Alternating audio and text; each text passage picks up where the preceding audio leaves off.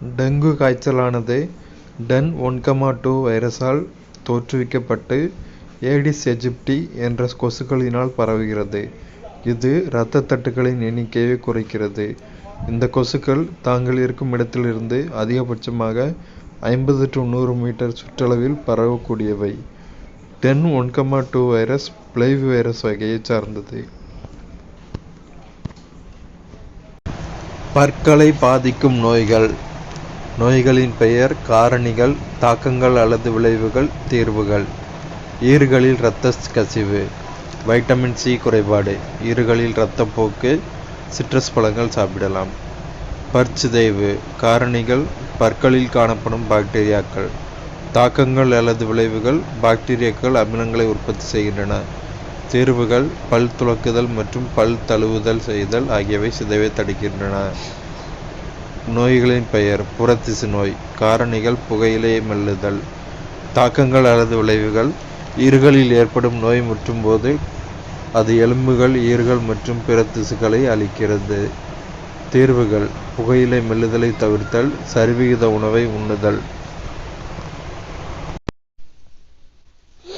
கண்களை பாதிக்கும் நோய்கள். மாலைக்கண் நோய். நோயின் பெயர், மாலைக்கண் நோய். காரணிகள், வைட்டமின் ஏ குறைபாடு, விழித்திரை செல்களின் ஒழுங்கின்மை.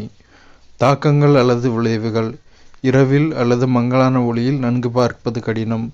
தீர்வுகள், ஆன்டி ஆக்சிடென்ட், வைட்டமின்கள் மற்றும் தாதுக்கள் நிறைந்த உணவுகளை சாப்பிட வேண்டும்.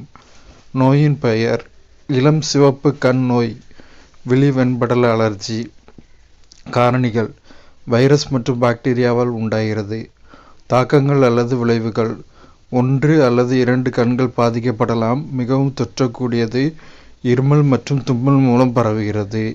தீர்வுகள், நோய் எதிர்ப்பு சக்தி கொண்ட கண் சொட்டு மருந்து அல்லது களிம்புகள், வீட்டு வைத்தியம்.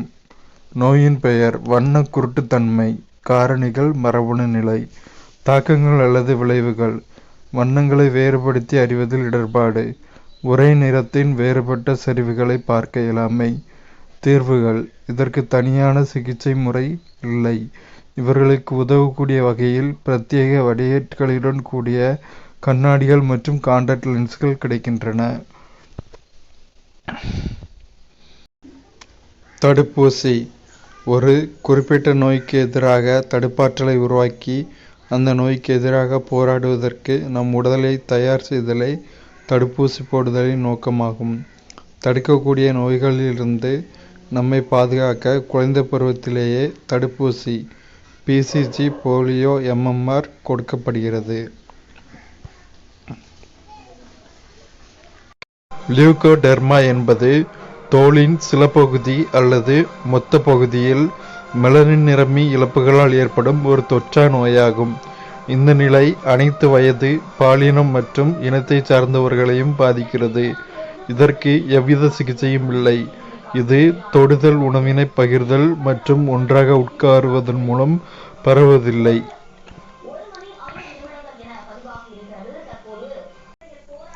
இரும்பு சத்தை மாத்திரை வடிவில் வாய் வழியாக உட்கொள்ளலாம். ஊசிகளாக எடுப்பது ஆபத்தான விளைவுகளை ஏற்படுத்தும்.